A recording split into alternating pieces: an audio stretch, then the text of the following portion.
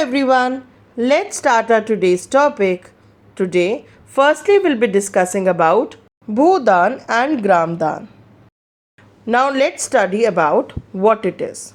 So, Mahatma Gandhi declared Vinoba Bhave as his spiritual higher, and he also participated in Satyagraha as one of the foremost Satyagrahis.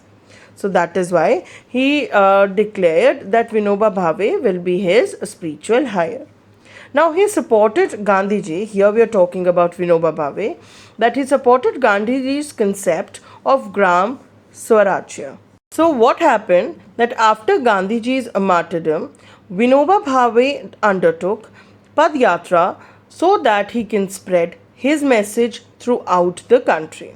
Once what happened was, when he was in Andhra Pradesh, some of the landless farmers demanded land for their economic well-being. He assured them to talk to the Indian government for the provision of land for them. Now, if they undertook cooperative farming. So, Sri Ramchandra Reddy stood up and offered 80 acres of land to the landless farmers. This step was a very important step for the landless farmers, as this 80 acres of land was provided to the 80 landless farmers. Now, this was known as Bhudan. Later, he introduced his ideas throughout India. So, what happened was, some zamindars offered to distribute villages among the landless farmers, and this was known as Gramdan. So, when there was the distribution of land, it was known as Bhudan, and when there was the distribution of villages amongst the landless by the zamindars, it was known as Gramdan. However, what happened? Many of the landowners chose to provide some part of their land to the poor farmers. Why? Because of the fear of the Sealing Act. Now, the Bhudan or Gramdan movement initiated Vinoba Bhave is also known as Bloodless Revolution. Let's start with our today's topic, that is contribution of agriculture to the national economy, employment and output. Agriculture, as we all know, is an important and a basic activity in our country. So agriculture is the backbone of our Indian economy as well. So agriculture's share in the Indian economy in the gross domestic product, it has actually been registered a declining trend from 1951 onwards. And if we talk about in 2010-11, so about 52% of the total workforce was employed in the agriculture sector or in the farm sector. Now, the declining share of agriculture in the GDP, or you can say gross domestic product, is the matter of serious concern. Why? Because any decline or any type of stagnation in agriculture actually leads to the decline in other spheres as well. In other spheres of the economy, there is a decline because of the declining share of agriculture in GDP, and due to this, there are wider implications for society. So, the establishment of Indian Council of Agricultural Research, that is ICAR, agricultural universities, veterinary services, and animal breeding centers, horticulture development, research and development in the field of meteorology and weather forecast, etc. These were all given priority so that there can be the improvement that in the declining trend of the contribution of agriculture in the GDP. So these all the steps were taken up by the government for improving the Indian agriculture and its share in the national economy. Now here this chart actually shows you the growth of GDP and some of the major sectors. Now let's talk about firstly agriculture. So if you observe that the share of agriculture has increased somewhat till 2012 to 2017.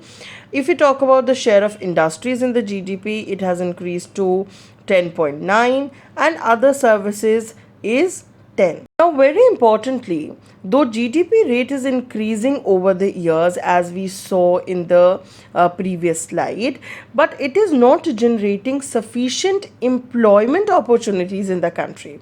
Due to this, there are various types of people who are unemployed. For example, we have already talked about the various type of unemployment, and one of them is very prevalent, that is the educated unemployment. Why?